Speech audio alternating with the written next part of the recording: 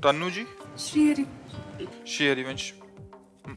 राधे राधे महाराज जी। महाराज जी, आप कह रहे हैं कि अगर कोई घटना दुर्घटना मंदिर या कहीं होती है तो फिर लोग कहते हैं कि आपके प्रभु तो देख रहे थे फिर भी ऐसी अनहोनी हो गई। तो प्रभु तो तब भी देख रहे थे जब आप पाप कर रहे थे। उस समय कुछ बोले थे क्या? प्रभु तो उस समय भी देख रहे थे जब आप पाप कर रहे थे। तो जब परिणाम आएगा तो चाहे मंदिर में हो और चाहे आप धाम में हो चाहे गली में हो, वो तो सर्वत्र भगवान विराजमान है। अवश्य में भोक्तव्यम कृतम कर्म शुभाशुभम। तुमको अपने कर्म का फल भोगना होगा, चाहे जहां हो वो अपने कर्म का फल भोगना पड़ेगा। या तो उसका प्रायश्चित कर लेते, या तो इतना भजन कर लेते, न भजन किया न प्रायश्चित किया तो कर्म भोग तो भोगना ही पड़ेगा।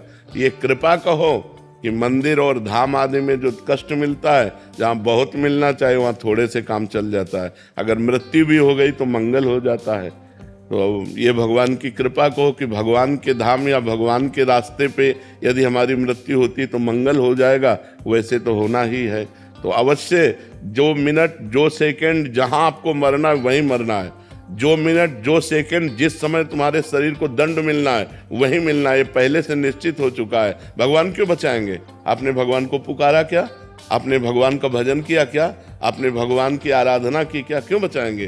पूरे संसार को छूट दे रखी है। तुम चाहे पाप करो चाहे पुण्य करो, अपने कर्म का फल भोगो या भजन करके भगवान को प्राप्त कर लो। पूरी स्वतंत्रता दे रखी है। आप जो कर्म करोगे वैसा दंड आपको भोगना पड़ेगा। अच्छे कर्म करोगे अच्छा फल मिलेगा, बुरे कर्म करोगे बुरा फल मिलेगा। भगवान को भजो और भगवान की शरण में हो जाओ, फिर भगवान जिम्मेदारी ले लेते हैं।